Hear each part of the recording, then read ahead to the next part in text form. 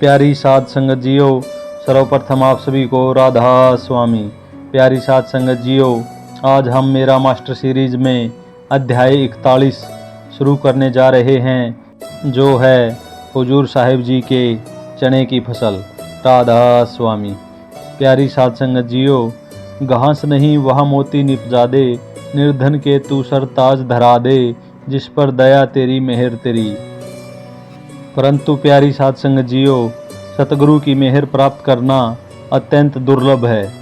सतगुरु जब किसी पर अपनी दया और आशीर्वाद बरसाते हैं तो वह व्यक्ति काल के प्रभाव से मुक्त हो जाता है। प्रकृति भी ऐसे भक्तों के अनुकूल होकर अपने नियमों को बदल देती है और अद्भुत चमत्कार दिखाती है, ताकि उन भक्तों की गरिमा बनी रहे। प्यारी साध संगत जियो, परमात्मा ने प्रत्येक युग में अपने भक्तों की अविराम मान मर्यादा को संरक्षित रखने हेतु अपने प्राकृतिक नियमों में अनूठे परिवर्तन किए हैं। जैसे कबीर साहिब जी की प्रतिष्ठा की रक्षा करने के लिए परमात्मा ने दानशील सेठ का अवतार लिया और उनके यज्ञ व लंगर को सफल बनाया। इसी प्रकार जहाँ नरसिंह भगत का मजाक उड़ाया जा रहा था, वहीं परमेश्वर ने हीरे और रत्नों की दिव्य वर्षा कर उन्हें देवतुल्य बना दिया। नामदेव जी ने सुनहरे भजनों की मिठास को अमृततुल्य बनाकर पंढरपुर के विठोबा ने अपना मुख उनकी ओर मोड़ लिया। और इसी तरह परमात्मा ने धन्ना भगत की अखंड प्रतिष्ठा को बनाए रखने के लिए तुम्बे के खेत से ज्वार उपजाने का चमत्कार दिखाया। इसी अद्भुत और अनोखे करिश्मे का प्रदर्शन अपने प्रिय हुजूर महाराज जी के जीवन में भी देखने को मिला। प्यारी साध संगत जियो, हुजूर साहिब जी का अधिकांश समय स्कूल और सत्संग के मध्य व्यतीत होता था।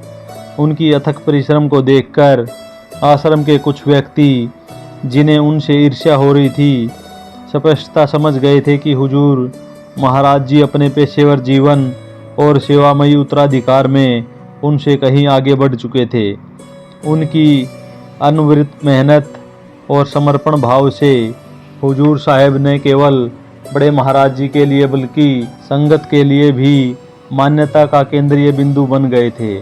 वे अपना पूरा समय किसी भी तरह से हुजूर साहिब को निमर्ष्ट करने या उन्हें असफल दिखाने में व्यतीत करते थे, क्योंकि वे जानते थे कि समर्पण, निष्ठा और सेवा में हुजूर साहिब जी का सामना करना बहुत अधिक कठिन होगा।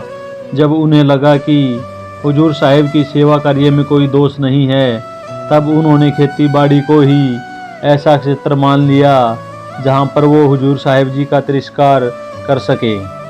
प्यारी साध संगत जियो, आश्रम में वास करने वाले अधिकांश सेवादार खेती में व्यस्त रहते थे। हुजूर साहिब जी के पास भी गांव में 2 एकड़ ज़मीन थी, जिसमें वे अक्सर समय नहीं दे पाते थे, लेकिन वे जब भी समय मिलता किसी भी उपयुक्त फसल का बीज बो देते थे। घर में बच्चे छोटे थे और हुजूर साहिब आमतौर पर अपना पूरा समय स्कूल और आश्रम में बिताते थे, इसलिए वे केवल छुट्टी के दिनों में ही खेती कर पाते थे। प्यारी साध संगत जियो, एक बार हुजूर साहिब ने अपने खेतों में आसपास के अन्य जमींदारों की भांति चना बोया।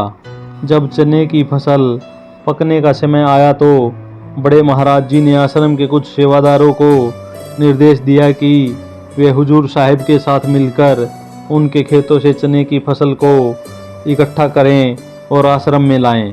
प्यारी साध संगत जियो, बड़े महाराज जी अच्छी तरह समझते थे कि हुजूर साहिब अकेले पूरी फसल को प्रशासित नहीं कर पाएंगे और उन्हें अक्सर श्रमिकों को मजदूरी देनी पड़ती थी।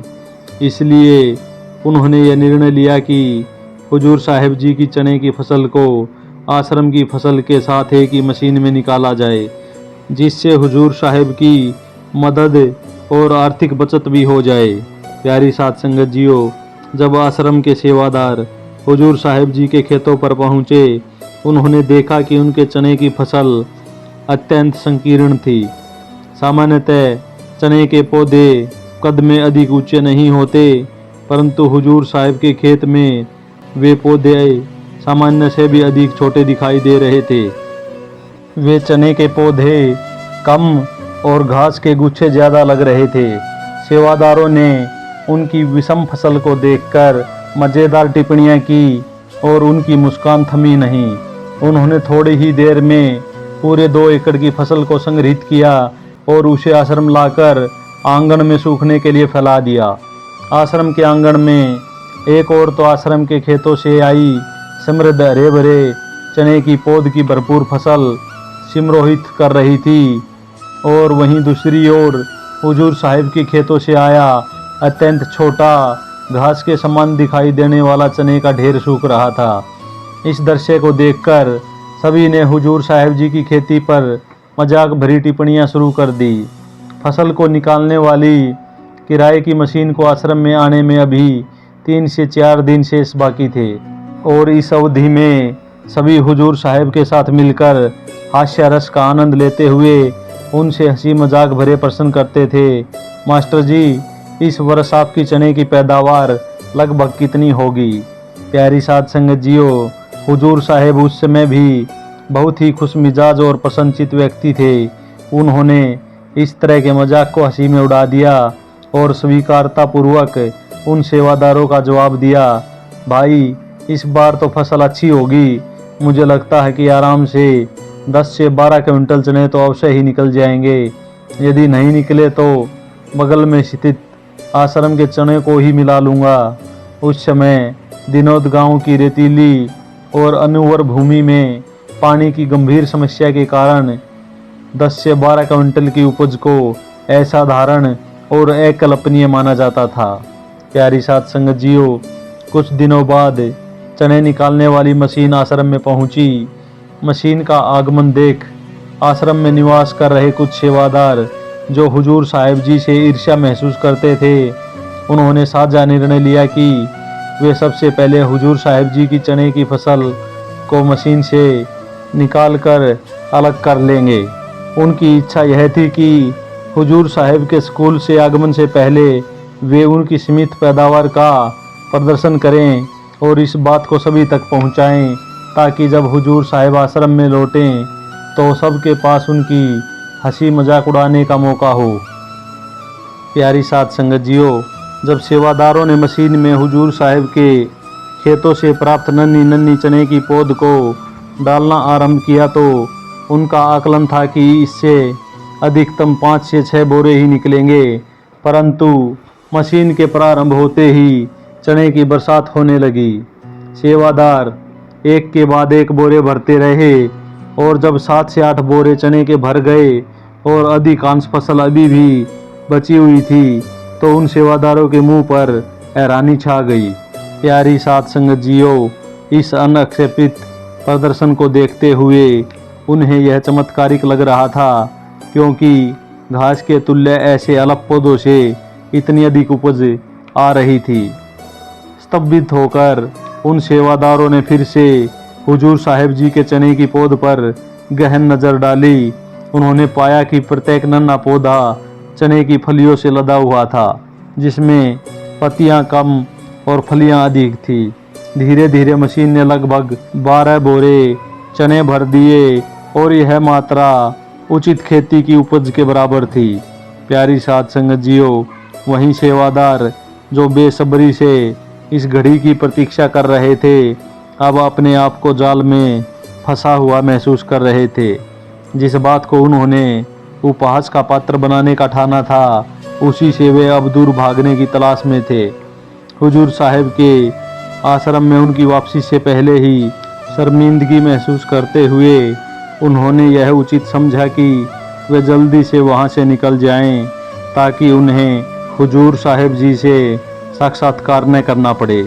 जब हुजूर साहिब अपनी ड्यूटी से वापस लौटे तो उनके शुभ चिंतकों ने उनके उस अद्भुत चनों की पैदावार का वर्णन सुनाया। ऐसे अप्रत्याशित उत्पादन को देखकर वे स्वयं विस्मित हो गए। उन्होंने अपनी अद्भुत उपज को देखते हुए विस्मित होकर कहा कि वे मजाक में भी नहीं सोच सकते थे कि उनकी पैदावार 12 क्विंटल होगी। वह घटना उनके लिए प्राकृतिक चमत्कार से कम नहीं थी। आज भी वे इस अनोखी घटना को सतगुरु की अपार कृपा के रूप में मानते हैं, जिसके माध्यम से वह प्रसंग जो उनके मजाक का कारण बन सकता था, सतगुरु की अनुकंपा से उनकी प्रशंसा में परिवर्तित हो गया। प्यारी साध संगत जियो, आश्रम में वास करने वालों के अलावा अब गांव के बाहरी लोग भी, जिन्होंने हुजूर साहिब की अद्भुत फसल की चर्चा सुनी, उन्होंने उनकी जमकर प्रशंसा की। उन्होंने आश्चर्यचकित होकर कहा, मास्टर ने असाधारण पैदावार प्राप्त की है, जबकि वे खेत की ओर ध्यान नहीं देते थे और अपना पूरा समय सेवा और स्कूल में व्यतीत करते हैं। अगर वे बाकी जमींदारों की तरह खेत में पूरी तरह समर्पित होते तो उनकी उपज तो आसमान छू लेती। राधा स्वामी।